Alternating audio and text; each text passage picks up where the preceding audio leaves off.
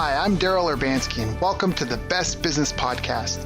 My mission is to help create 200 new multi-millionaire business owners. How? You'll do better when you know better.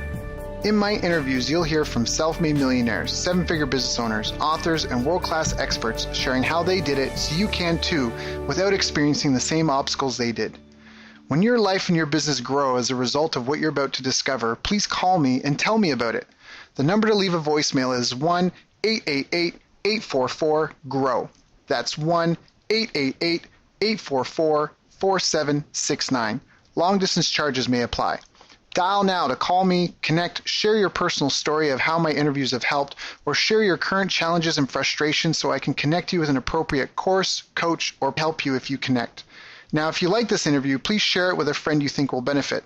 They'll appreciate it, and I will as well. You can also connect with me on social media. Look for Daryl Urbanski, D-A-R-Y-L, Urban Ski, U-R-B-A-N-S-K-I, and add me so we can be friends. Now sit back, relax, and enjoy what I've prepared for you right here, right now. Right now, I like to share with you 3 things which I believe will help improve your life, save you money, plus make your business and income grow fast. The first is to call 1-888-844-4769 or 1-888-844-GROW. Introduce yourself and tell me how I can help or how far you've come from where you were when you started. Your story can inspire others, plus motivate those who are in now or have come from a similar situation. Second is let me suggest the best of the best options available for your current business. I speak to a lot of people, and I can connect you to the expert, resource, or tool which will get you the growth you want in your business now if you will just take a second to tell me about yourself. Visit bestbusinesscoach.ca/help. I'll diagnose the exact thing you need to get you from where you are now to where you want to be in your life and business. Once again, just go to bestbusinesscoach.ca/help. And with a couple clicks, you'll see what I'd suggest you do if you sat down in front of me and helped me understand your current mental, physical, financial situation, plus the stage and status of your current business now. So once again, go to bestbusinesscoach.ca/help, click on what best describes you, and only get the best you deserve. Your time is important, so help me get you the right tool, introduction, strategy, tactic, or tidbit of information you need for better revenues and save your time by needing less effort.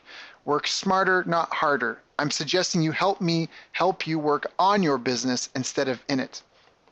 Third, check out morefreemoney.com to plug a money-sucking black hole and save your business from disaster before it's too late. See, most entrepreneurs don't give their credit card processing accounts a second thought, but that's a big mistake costing you thousands and even tens of thousands of dollars each year. Money you deserve because you're the one who's done all the hard work you do to make the sale. The merchant industry is so bloated with fees, shaving 0.5% or even a full percent can be worth a fortune to your bottom line. All you're doing is keeping more of the money you're already making. The other risk is having the wrong merchant account puts your entire business at risk if and when you hit a sudden growth spurt.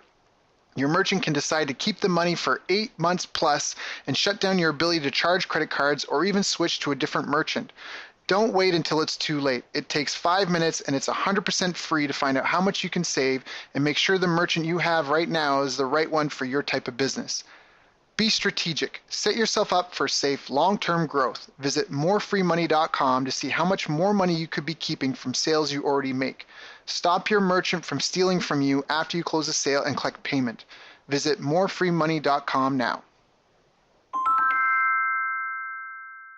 Hello, everyone, and welcome. This is Daryl Urbanski here, and thank you for joining us today. Today we've got a very special guest. We have Dmitry. Oh, I might have to redo that. Kozlov? How do I pronounce it? Kozlov, yeah. Kozlov. All right. Dmitry. So Dmitry and I have actually known each other for quite some time now, and we've worked together on a number of projects. I'll talk about some of the technical stuff. I mean, so let's just go through the list. First of all, he's a very impressive entrepreneur himself.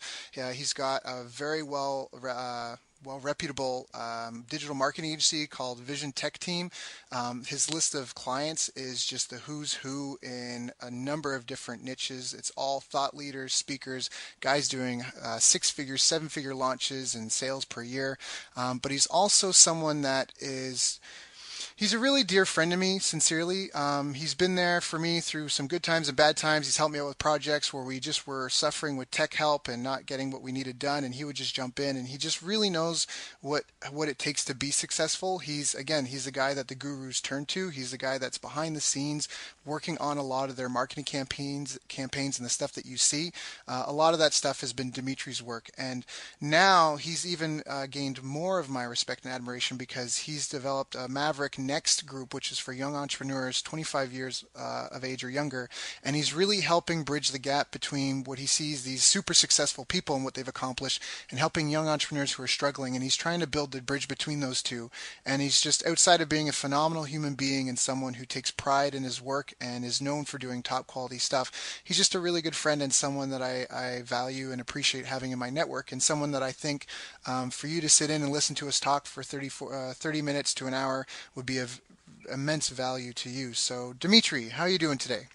I am excellent, Daryl. Thank you so much for that introduction. I'm honestly flattered. Thank you. Really, Yeah. really appreciate it. Grateful to be here. Yeah, well, it's true, and and it's something that has happened for me too. I think we just get so into just doing, and in our projects and that sometimes we don't really stop and look at what we've accomplished, and all that's real. So that's all from the heart. So thanks, man. Awesome. Thank So you. how did you even get into what you were doing before you became like an online marketing kind of web marketing guru that nobody really knows? How did you even get started, or what were you doing? Kind of what was your journey that you started off Sure. with? Yeah. Sure. So I'm trying to decide on where to start here. So I was born in Russia, and when I moved to the States when I was 7 years old, really opened my eyes to, I don't want to say be cliche and say open my eyes to opportunity, but open my eyes to how, you could have a totally better way of life by just having by just having a different perspective and really seeing this country for everything that it had to offer. So when I was pretty young, I started doing just random little entrepreneurial things, like started shoveling driveways or like buying things at yard sales and reselling them. I was like 11 or 12 years old. I was just doing the same thing. That's Yeah, awesome. so started to get into some of that stuff and just realizing that, like, anybody in this country can really leverage the economy and go make some money, and that is a good thing.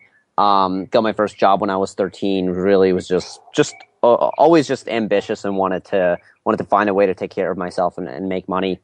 Had Was involved in my first tech startup when I was 16. Did not really work out well, and that really turned me off of business and entrepreneurship for a while. So then when I was in college, I actually kept doing the snow shoveling thing in the winters, and finally that turned into a real business that started to make some good money, and I hired some friends. But it wasn't until I got into direct sales and network marketing for a short period of time in college that I really started to study marketing. And then really started. I built myself a blog to try to generate leads because I was sick of the whole contacting friends and family thing. And that turned into other people in the company asking me to, or other people in that industry asking me to build them blogs and lead gen resources. So I started doing that and realized I was making more money offering the service than I was off of actually doing what I was doing. So I started doing that for people in that industry, for small businesses, just playing around a little bit with WordPress, using some basic technical and design skills. And eventually that turned into, shortly before graduating college, starting a full-on agency, hiring somebody, and then really going full-time and full force with that. So that's really how I got started, even before I got into everything I'm doing now. So both at a very young age, and then kind of restarting again in college with some of the more online marketing stuff. Yep. And I mean, what is one of the things I want to ask? Like, how did you even get involved? Because you're connected with some very powerful people, some very, very, very successful business owners. I know together with work that we've done seven-figure funnels before Right. together. How did you even get into that? And what were some of the challenges? Did you have any challenges when you were first trying to figure out like how to make it work and what are the components and all that? Or can you maybe just talk about that a little bit? Yeah, so just through building an agency, I started doing some work with some internet marketers. What really got me into the higher level networks, I would say, I mean, there were a number of things. There were a number of things that I worked on just from meeting people on Facebook, but it wasn't until I went to Underground Online Seminar 8, which was Yannick Silver's like big internet marketing event at the time. And I was 23 years old when I went to that, and just met a lot of really, really incredible people and realized that the skill sets and the resources that I had developed up until then could really help them out at with adding a ton of value to what they're doing. So started working with higher level businesses from that, and just really, I mean, the biggest lesson there was just putting in a massive amount of effort and commitment, and not letting my ego get in the way, and really the more committed, the more I learned, the better work that I did for a lot of these kind of bigger gurus in the industry, and that translated into referrals upon more referrals upon more and more work. Really started to figure out all the operational challenges, hiring more people, scaling things up. But really, that's how I got into that whole world. Is first going to underground, really showing up, and doing my absolute best when I was given any kind of opportunity to work for somebody that was a big name, or somebody that wasn't a big name that could lead to any kind of bigger relationship. So before you know it, now literally with our agency, all of our clients are people who I consider visionaries and doing incredible things in the world, and it's an honor to be able to create something that helps them get their message out. Right. No, exactly. And that's a big part of it too, because I always tell people a lot of times when they're building their funnels or they're trying to build their marketing that it's often the copy. And then I used to say web, but something you really helped me discover, it's not even just web design. You can get like lead pages or unbounce, whatever, and make a page, but it's the tech behind the web. It's making that stuff work and sing together. That's really a lot of the magic that happens. And those are two really big bottlenecks. Man, it just sounds like, yeah, you just jumped in with both feet and started working like balls to the wall from beginning to end. Now, were you seeing some commonalities in all these funnels and launches? Are there lessons learned? Is it kind of a template system or a repeatable process? Do you see what are kind of the cornerstones of a lot of these campaigns you're helping put people together that are getting the messages out and generating these huge numbers of revenue? Right. Well, I mean, there's usually standard launch formulas, which honestly I'm less of like the expert in that area, because we've got people that do that now. But you have the standard launch formulas of you have you have your lead magnet, then you have your tripwire, then you have your actual upsell, then you have all these different directions you could take people in. There's more upsells or continuity program. So there's usually some sort of formula that people follow. Right. But our company so far at least has been less about, okay, let's plug you into a formula, and more about, okay, you already know what you're doing as a marketer. Let's actually make it a reality. Let's make it look really good. Let's do everything we possibly can to maximize conversions along the way, outside of obviously everything that they're already doing with their copy and with their product offers. And really just making all of that work and flow well, both from a technology standpoint and from a design standpoint, because working with higher end clients, really want things to stand out but still convert really well. So having that overlap of marketing expertise, as well as creative design, as well as technology integration. Well, that's one of the things that I love working with you, because for me, that's exactly it. I have all the I'm a marketer and I have all the formulas in my head and I knew what needed to be done, but it was making them look good and making them work right that really did cause the hiccups in getting that technology to work. Are there like any common bottlenecks or challenges that you see with a lot of your clients when they're trying to implement a lot of their marketing, and that's something that like your agency tends to tackle or take on, or to?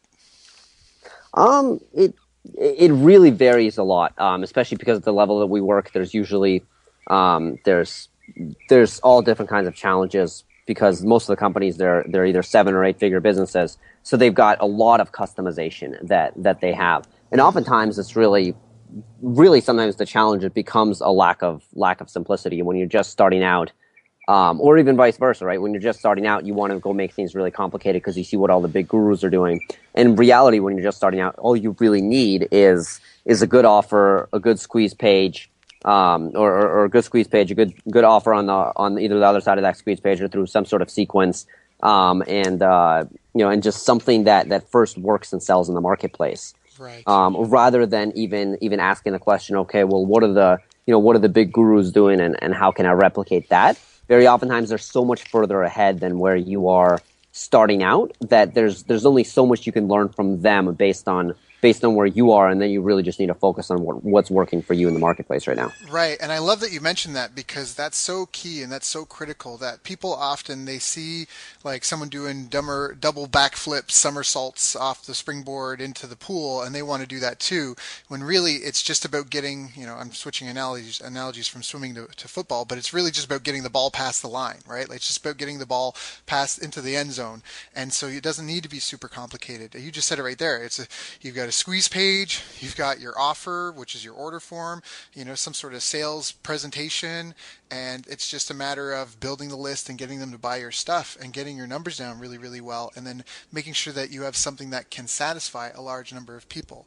Now, I know on the Right. back end of my course, some of the stuff I talk about is that where people shoot themselves in the foot is that they design their business structures so that way they're already limited before they even get off and going. They're only able to serve 5 people. They're only like they're at a cap that's not scalable. That even if they had everything working for them and there was a potential of 7 or 8 figure businesses, that they don't actually get there because they can't fulfill that many Right. orders. So no, I really appreciate you bringing that up, because it's the fundamentals are often fundamental for a reason, because they really get you past the goalpost. Now, maybe I want to talk about your career a little bit, but we talked about this a bit earlier. I wanted to get your opinion on this because you've got such an amazing group of young entrepreneurs together. I was fortunate enough to meet them in Chicago, some of them anyways.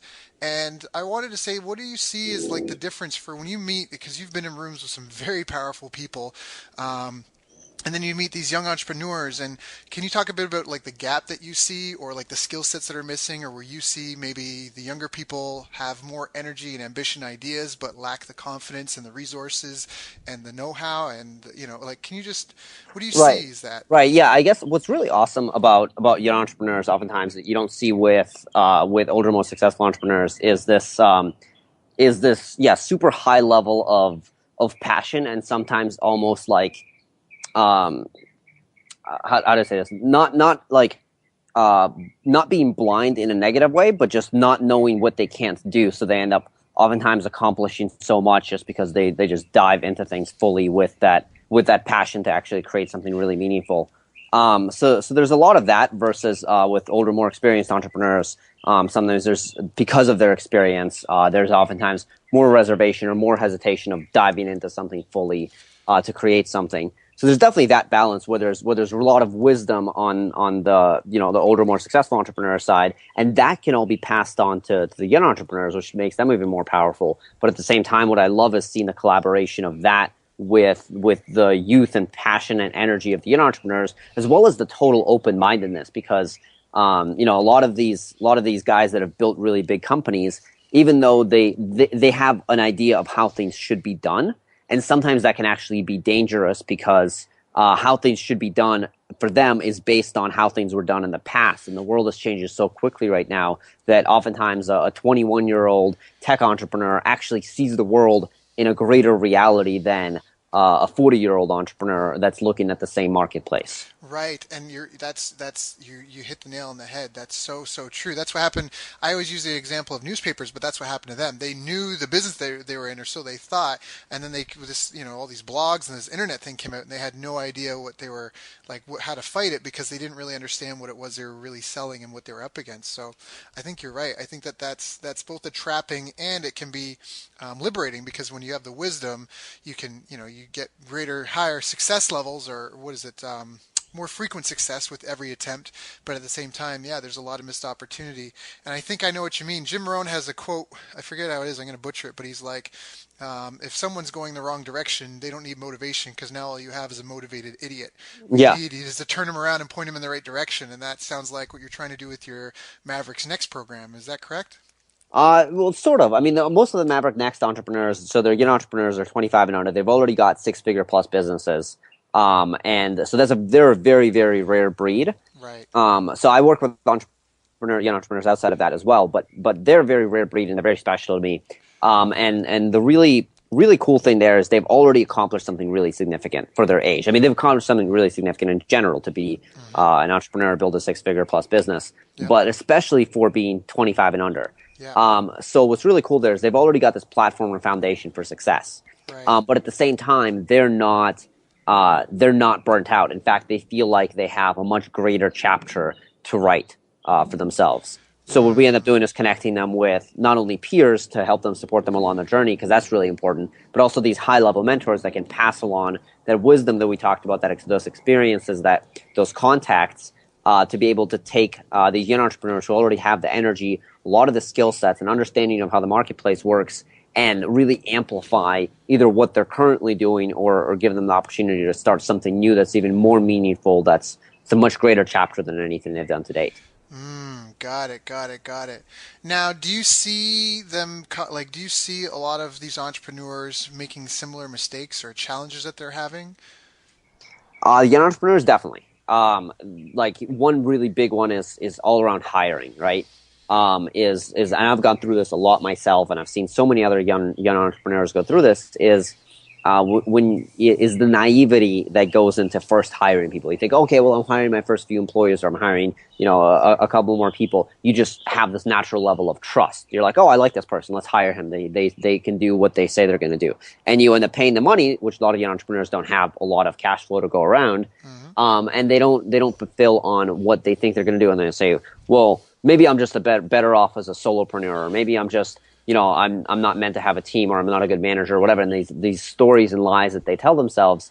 But none of that is true. The reality is that they just made a mistake, which almost everybody, especially entrepreneurs, end up making those hiring mistakes. And there are systems and processes for proper hiring. There's interview processes. There's things like wealth dynamics and Colby and Enneagram and all these tests that you could put people through to see where, not just whether they'll do what they say they'll do, but whether that person's personality and strengths and core values really match up with the position that you're looking for. And sometimes they don't, even if they have the necessary skill sets. So all of those pieces, right? All of that is wisdom, right? It requires you need to know a lot of that stuff to be able to properly hire people, to properly onboard people, to properly manage people. So there's a lot of these commonalities and mistakes, but I would say that the biggest one is hiring and then bringing on the right people. Another really big one is just is pursuing things, and this is almost like the dark side of passion, is pursuing things that just don't work in the marketplace because you're so excited about them. And with young people, it happens even more often. They say, well, I'm so excited. This is totally going to happen. I've got this app idea, and why wouldn't everybody want to use blah, blah, blah, blah, blah. And you see that so many times, and they'll pour so much time and energy and money into building something that just won't become a reality. So there's always having the lesson there is always having this balance of really testing things in the marketplace and seeing what works and seeing what gets a response. Combining that with your vision and knowing that you can create a wave in the marketplace that may not already be there. But if you don't get some sort of response based on what you're doing, it's probably not really a viable business. And you should not necessarily give it up, but look to tweak it in a way that the marketplace does respond. Right. Those are the two really big commonalities that I've seen more and more of. That's awesome. That's so awesome. Now, how about yourself? What were kind of your biggest challenges that you in your business career, and how did you overcome them? For me, it's definitely been. It goes back to partially that hiring thing, but trust. So just being a very, very trusting, open-hearted person, and then getting screwed over in the process, and then not wanting to go back and say like, well, I don't want to not be trusting, right? Right. And realizing that you could totally be trusting, you could totally be loving, and all of those things, but at the same time, you can be firm in how you do business, and you can say no, or you can say you can make the decisions that are right for your business, and not have to save people by giving them a job or becoming their client or taking somebody on as a client or whatever it might be, right? For me, definitely that biggest lesson has been being firm while still leading with an open heart and with love and total trust. Got it. Yes, I had this phrase to me. The most eloquently way was a stern but loving parent. Right. That's exactly, yeah. That stern but loving parent. That's awesome. Okay. Right. Another Jim Rohn quote, I believe. It's either Jim Rohn or Dan Kennedy or one of those guys. But I have a lot of Jim in me. I love Jim Rohn. I have like such a man crush on that guy. I love his brain. I just wish. I used to when I was younger, that was actually another huge part of my story. So when I first got into the direct sales world, I started listening to a lot of personal development and almost every Jim Rohn program, Tony Robbins program, Brian Tracy program. And that's another huge lesson is like study and learn. I mean, I was totally broke. And nothing that I was doing was really working at the time. And I was so committed. I was like, I would drive back and forth to class and just have audiobooks on in the car and just always listen to this stuff. And I just absorbed it in such a deep way that it became an evolution of my being. And then when I first finally started making money with my business, all of that was only possible because of the person that I'd become through that commitment of years of not necessarily getting the results, but committing to that process. No, No, I think that's a really important thing because when you accept being a business owner, an entrepreneur, you really have to work on yourself because I think that being an entrepreneur is almost kind of Shakespearean because in all of Shakespeare's works, the main characters always fell victim to their personal flaws. Right. And so I think that that's almost the same thing in business, right? Mm.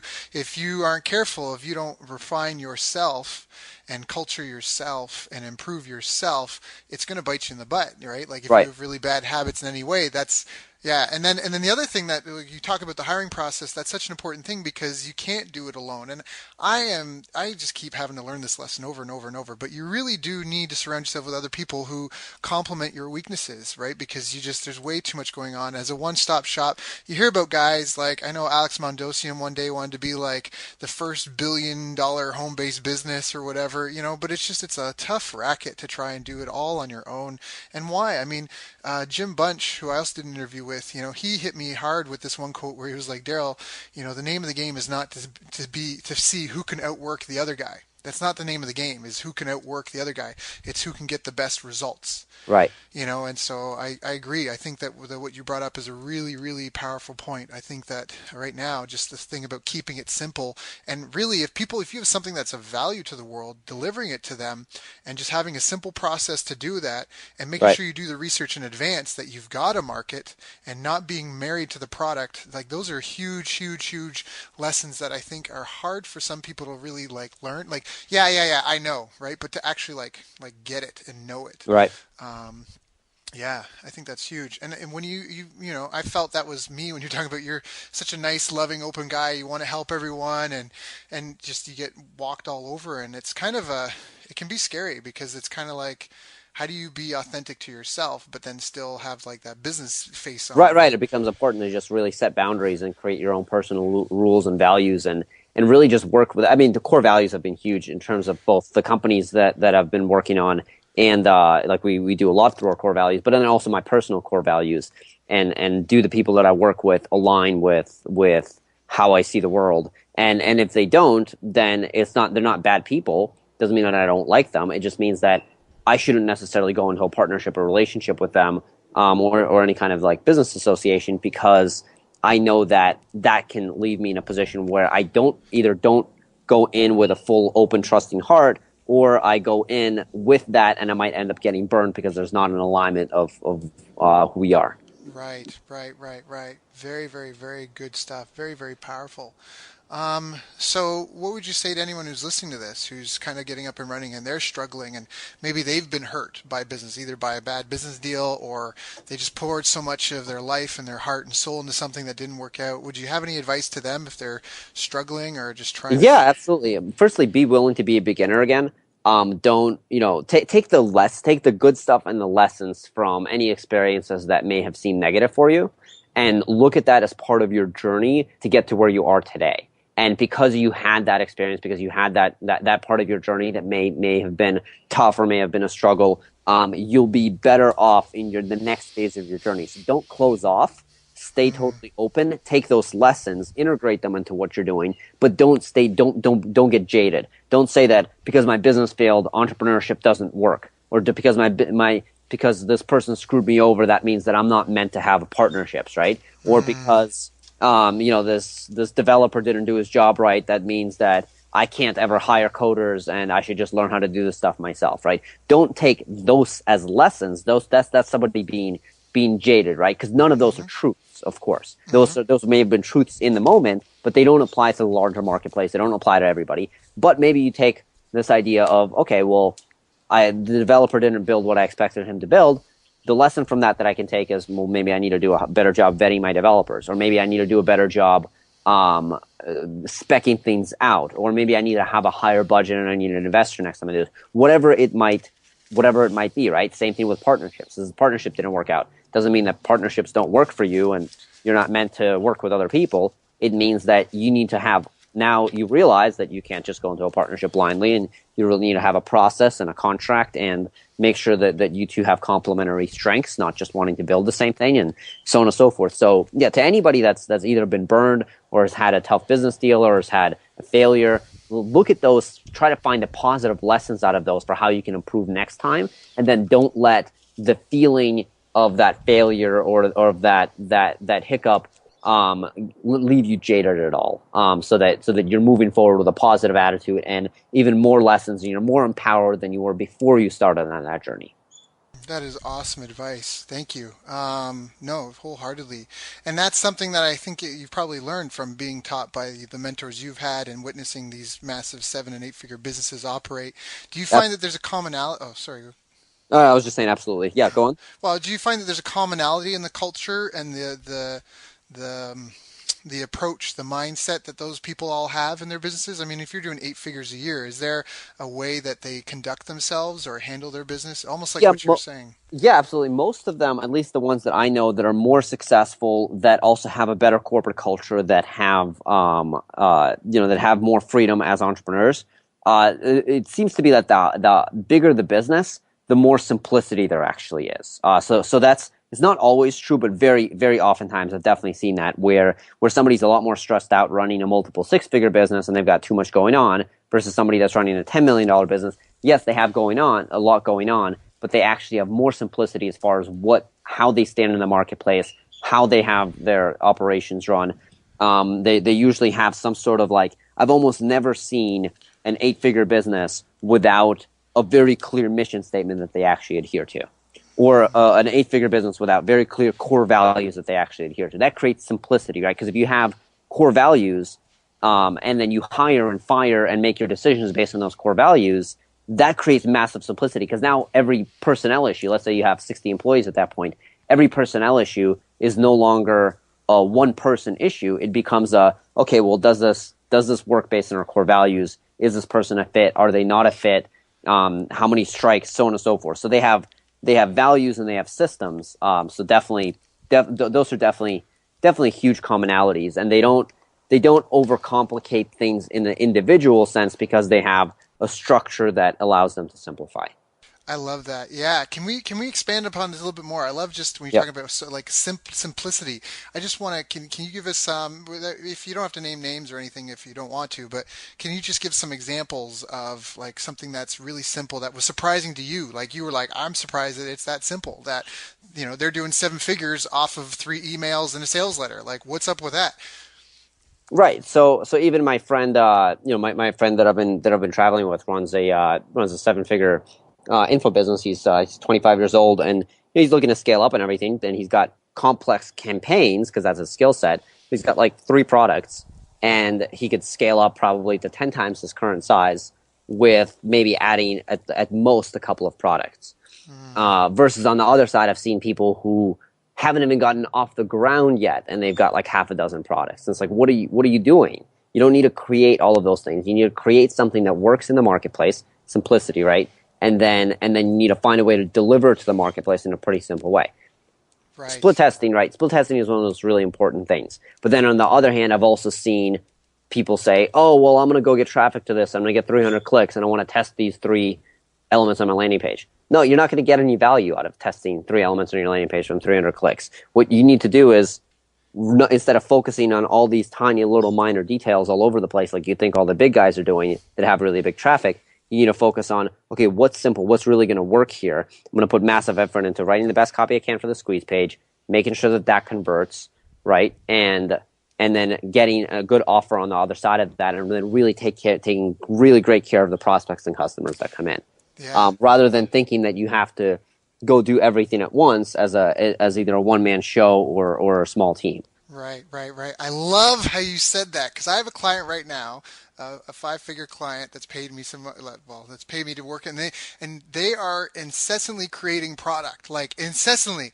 And I'm like, dude, like we're still trying to scale up the first one. Like, let's get the first one to 6, 7 figures first, and then start building the back end because he's got a huge market. He's got a phenomenal track record, amazing credibility, changing people's lives like you wouldn't believe, creating real passive income in people's lives and helping them out.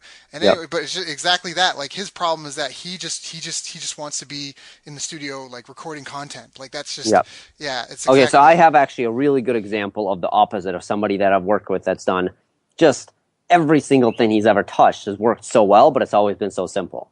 And he's not a complicated guy. He's just smart at making simple things work, right? So client that I work with, Mike Dillard, right? like before I knew him, before we started doing any of his tech or design, right? I'd known him as he'd built multiple 8-figure companies, right? He built magnetic sponsoring into a $10 million plus company with a freaking ebook and a community and a good understanding of his marketplace and like a sales letter and some affiliates, right? There was not this massively complicated funnel. There was nothing that was like overdone about it. There wasn't a ton of just crazy marketing stuff going on, but it was a very simple strategy that grew it to an 8-figure business, right? I had the opportunity to work with him this last February when he was doing his Live Free and Prosper launch, right? And it was all kind of like, we literally put the whole thing together, and it seemed like weeks. And I'm sure that it'd be incubated in his head a little bit beforehand. But it was at the time a Google group with not even a full membership site, a Google group with some content, and I believe that launch did 7 figures if you combine all of the continuity and annualize it. Right? It was awesome to watch and awesome to be a part of. And we maybe split tested like 3 headlines throughout the time, right? And it was a regular video sales letter page with a headline, with a delayed order form, and an upsell on the other side, right? And I feel comfortable saying all of this because it was all, it's all out there in the marketplace. That was the whole marketing funnel. Now, obviously, he had he had an audience, and he already had a brand, but he'd done this same thing even before he had an audience and a brand. Elevation Group, right. Pretty simple thing, right? It was let's teach these black box investment strategies of the rich to regular everyday people. One product, a single product, $97 a month or $600 a year, and I don't know exactly what the revenues of that company ultimately are, but I know that when I was speaking to somebody, it was I believe it was like in the first 18 months they did something along the lines of $27 million in sales. Yeah, which is just insane. And it was with this one continuity product, right? Not a million different products, a million different funnels, so on and so on. Because the thing is, if you have 5 funnels for a bunch of different products, where's your focus going? Your focus is now spread out on 5 different funnels. If you have one funnel for one product that you feel super confident about it working in the marketplace and you've tested it, where's all your focus and energy going? Where's all your team's focus and energy going? Where's all your advertising dollars going? They're going to the one thing that's working, and you get to amplify that one thing that's working, rather than spreading your resources and your brain out too thin over a bunch of things that maybe one will work sort of and the others will not lose money if you're lucky. Right. And the power of that, like, again, that's the same thing. I mean, even with the project we worked on for John, people listening, Dmitry and I, we worked together first time with John Assaraf product. And even with that, I mean, it's that funnel was 48% of the company's revenue, that one funnel, and it just came out of nowhere, but it was because it was exactly that. There was the research done that there was a large enough audience, and I did all the math beforehand, and I knew that we had the traffic to make it work and our conversion numbers, and it was just a matter of scaling it out and making sure it was profitable and getting it out to the marketplace. That's really well put. I just love that. And then the value add too is if you have like 12 different products. I mean, maybe if you're just doing your market testing in the beginning to figure out what to run with, like I did that on Amazon. I wrote 3 books, put them up on Amazon to figure out which topic, because each was, to me, was a different appeal. It was like, which one did people like the most? And one of the books started getting a significant number of more number of downloads. And it was the second book of the 3. And it wasn't the one I thought I was going to make. And then I put my marketing power behind that, and I got it to hit number 1 on Amazon. But it was, if I was trying to push all 3 to number 1, it wouldn't have worked. You had to pick one. And then once you've got this following for, like, you have this massive audience of people who bought your first product, now there's still this leg room for a 102 and a 103 and a 104. And that's exactly what you said. If you just have that focus and that simplicity, one, you can implement and speed and build the stuff up so much faster. But the second part of it is that you're not taxed out. It's so simple, it's so basic, and then you can just start stacking on behind it. If that first product only does 6 figures and you've got a 7-figure goal, well, now you know to make a 102 and a 103, and you have a group of people that you can just literally ask them and go, hey, you did my course, what can I help you with next? And they'll tell you. Right. And you can just add that, and now you've got, and that's how these guys get these complicated funnels, because they just build on top of what's been working and just put, I love how you put that together, Dmitry. That was awesome. I'm going to re-listen to that and take Awesome. notes. I really Cool. am. Awesome. Thank you. So, do you have like a favorite quote and a favorite book Yeah, you can absolutely. recommend? Favorite quote would definitely be Steve Jobs quote. And I'm going to read the 4 Hour Work Week version because I actually have it up in front of me right now. Um, so Steve Jobs quote about, for the past 33 years, I've looked in the mirror every morning and asked myself, if today was the last day of my life, would I want to do what I'm about to do today? And whenever the answer has been no for too many days in a row, I know I need to change something, almost everything. All external expectations, all pride, all fear of embarrassment or failure, these things just fall away in the face of death, leaving only what is truly important. Remembering that you are going to die is the best way I know to avoid the trap of thinking you have something to lose. That is so awesome. I love that quote. I was on mute. I was I was just freaking out when you're reading that.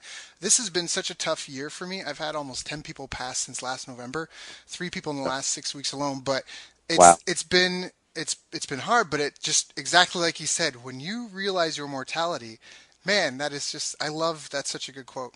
What Yeah. you have, Jim Carrey has a quote. He was like, "My dad taught me you can spend your life doing something that doesn't work and something you don't love, so you might as well chase your dreams." Or something like that. It was like you can. Oh no, is you can fail at what you don't want to do, so you might as well go for what you want.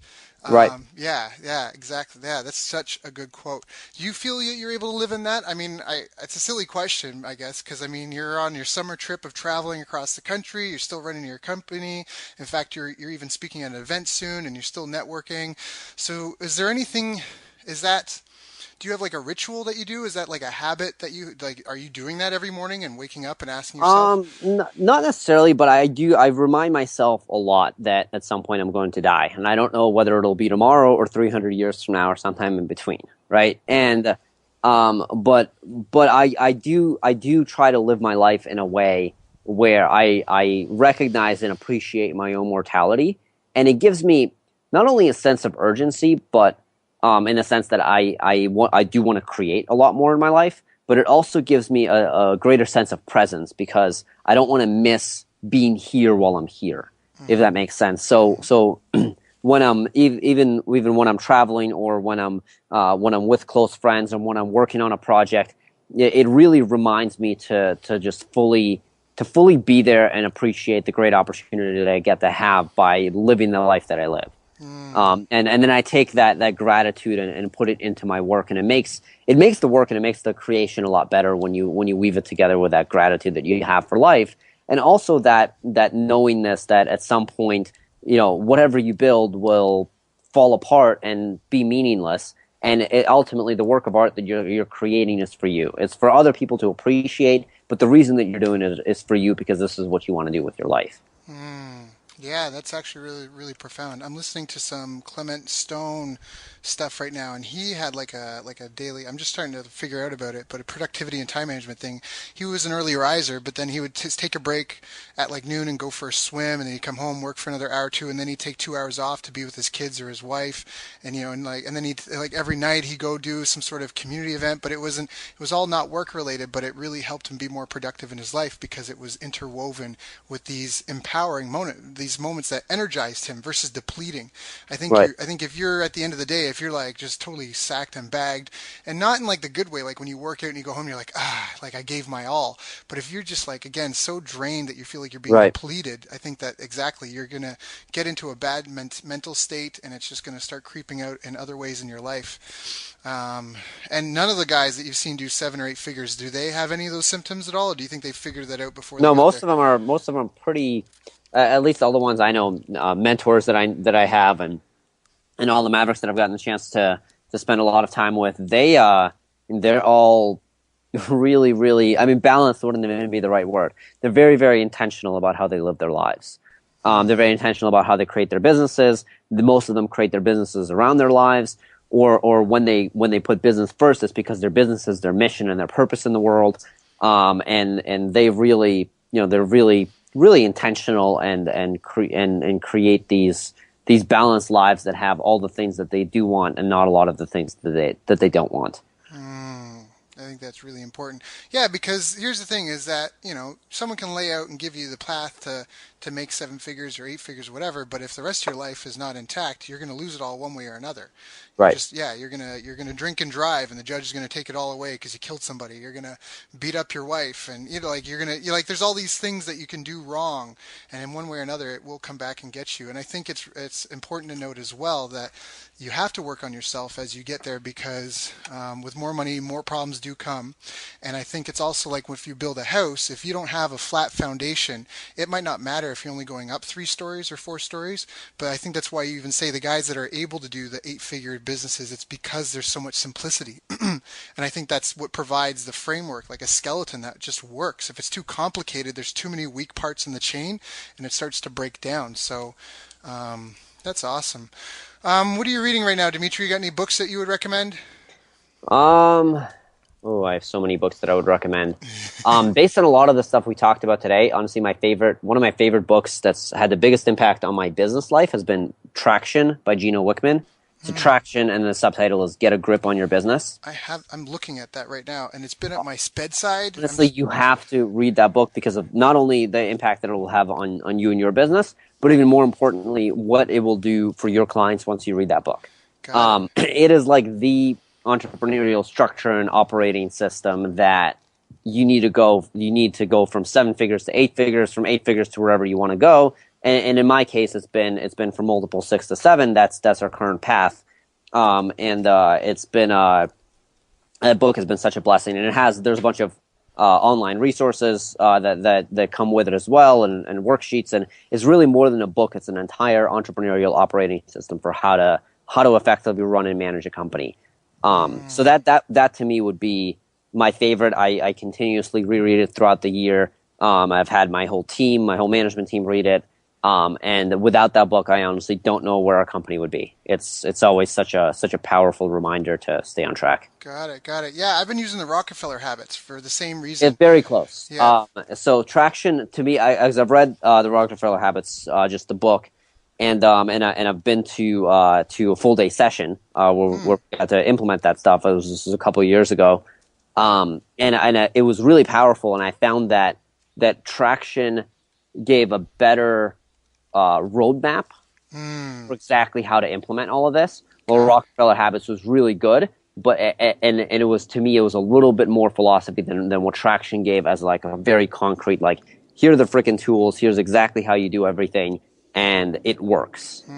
So highly recommend it, and probably to complement what you're doing with Rockefeller Habits. Got it. Yeah, no, that's it. I'll be on it. It's in my hand. So I was talking with Jermaine Griggs about that, because I was on the Rockefeller Habit kick, and I showed him my 1-page strategic document, and it had you have quarterly rocks, and your 3 to 5 and 1-year goal, and your core values and beliefs, and the checklist and that. And he was like, wow, I think that's kind of what I'm going through with Traction.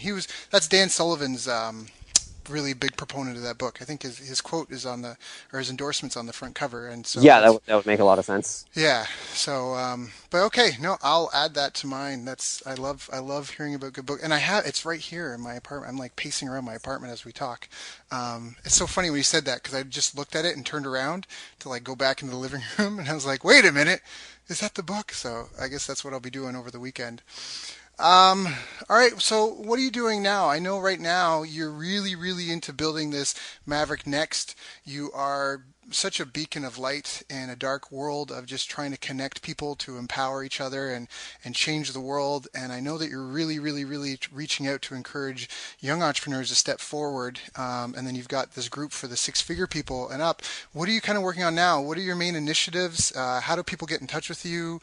Let's kind of talk about that a little bit. Yeah, absolutely. So Maverick Next is definitely my biggest initiative right now, really changing the model to make it accessible to more people. Right now, biggest thing that I have coming up is an event, 3-day event for those young entrepreneurs, as well as some guests that are coming. That's October 26th, 27th, 28th. So that's coming up literally in like a week and a half. So that's been my biggest focus right now is putting that event on. It's really the pinnacle of everything I've worked on so far, and just really excited for what'll take place there, doing anything from all the business masterminds and workshops, mentorship sessions, as well as some fun stuff like ATVing and possibly mountain biking tours around Boulder. But outside of that, really, there's a much bigger picture that I'm working on that Maverick Next feeds into. And I'm not going to go into the full details of it right now, but it's basically it's something that will combine the passions and talents and energy of young entrepreneurs with the wisdom and the concrete business ideas and experience of more successful entrepreneurs in an incubator format, where they can co-create businesses together. That's my really big long-term vision. Is kind of building that up, and I've got an incredible mentor, Yannick Silver, that's on the more successful entrepreneur side of things, and who has an infinite amount of ideas. And then on my end, I'm building the young entrepreneur community around that to be able to have implementers for the things that come out of that. So I know it's a little bit vague right now, and it's because right now it's still kind of in a stage of evolution within our plans. Mm-hmm. But that's my biggest long-term initiative. So depending on when people are listening to this, I would love for them to get in touch, especially if they get entrepreneurs and they're looking for something. They're looking for a new business to build that may have come from the mind or journal of an entrepreneur who's built a 7 or 8 figure business and wants to just give it to them and maybe create some mentorship relationship where they get to build that business. Those are the kind of people I'm looking for. Entrepreneurs that are either have something that is up and running that they want to take to the next level, or they want to create something new that's bigger and better than anything they've done to date, whether or not they know what that thing is yet. They just have that in their hearts that they're destined for greatness and they want to achieve that. That's awesome. And I know how much you care about people, and I know that this is a project that's very dear to your heart. We've talked about it over and over, and I've seen it kind of evolve over the past year. So I'm sure you'll be successful with it. I mean, you've got an amazing support network, you've got the know-how, you've kind of been there, done that before. You've filled everyone else's events, or at least helped them design the marketing for it. Yep. So I have no doubt that you'll be successful. Any way that I can help out, man, honestly, just reach out, let me know. I'm more than happy to help out any way I can. Yeah, absolutely. I really appreciate that. So I guess before we wrap up, I just wanted to ask kind of one thing, because you have had a bit of a who's who of mentors. And I'm just kind of curious, what's the best piece of advice you think that you've got? I'd like to close with that. That's a good one. I mean, I don't want to stick you because we've dropped so much. Yeah, absolutely. No, I have something coming to mind. Is just in terms of how I would word it, because it's a combination of advice from myself and advice from some of the best mentors that I've had. But it's really just comes back to following your heart and doing what you love. And obviously, we talked about combining that with marketplace reality and doing something that's financially viable and is tested out there and so on and so forth. But really the best piece of advice is like follow your heart and do what you love, because the greatest expression of your love in the world will create your biggest impact, will create the most abundance coming back to you. And whatever it is that you go into, don't feel like you have to wait until you've built your business to a certain level, until you've gotten a certain amount of skill sets, until you've saved up enough money, whatever it is, to start doing what it is that you love, and then be open to the evolution of that love and what that will create for you and in the world. So don't ever hold that back. That's by far the biggest piece of advice that I've ever gotten. And I've gotten it from various mentors, from conversations with really, really high level entrepreneurs that have helped advise me and helped me skip what would otherwise be many painful years of my life building something that I wasn't excited about, and that I've just also gotten from life, from when I've chosen that path versus from when I neglected that path, and seeing the results that's created for me. It's always been just choose love and follow that. That's a great message. That's such an awesome message. Dmitry, I'm so blessed to have you as a good friend and companion, and just again for us to have worked together. So thank you so much for your time today. I know you're super busy getting ready for everything, and I just thank you again. How should people reach out to you? Can we just repeat that again? If someone best way would be Dima, it's DIMA at mavericknext.com. Got it. Can you spell Maverick Next for us? Yep. So DIMA at MAVERICKNEXT.com. That's awesome. That's my best email, and I'm happy to put my number out here as well. It's 508-468-5787. 8538. Usually email or text is definitely a good way to get a hold of me. That's awesome. That's awesome. Yeah, Dmitry. All right, brother. Well, thank you. It has been an honor, and I'll see you in a couple of weeks, right? Yeah, absolutely. I'll be Awesome. back down in Encinitas, San Diego area. Cool, cool, cool, cool. You've reached the end of our interview. Now, first, let me thank you for listening. I appreciate and respect you more than you'll ever know. And now I'd like to ask you a couple of questions. First, what three lessons did you just learn? What three aha moments just jumped out at you? Second, what can you implement for yourself and your business in the next 24 hours? Third, what can you give to someone else to help you with or give them to just do it for you? Whatever it is, remember taking action is the secret sauce to results. Now, if you think this interview would be helpful for a friend, please give them a link to it. It'll help them and it'll help me too. I'd also like to invite you to help me find out more about the challenges you're facing, your dreams, your goals, and how I can help you overcome what's holding you back. We both do better when we know better, and your success is my success. So please reach out and interact. You can visit our website, bestbusinesscoach.ca for Canada or California, where I'm from and where I'm living. You're welcome to also try out one of our paid programs. You can find us on YouTube, Facebook, and pretty much every other social media channel you can think of. You should also subscribe to the podcast, and if you're enjoying them, please leave us a nice review. It really helps. That's all for now. Once again, thank you. Take care of yourself and remember, the world needs the best business you can build. And I believe in you.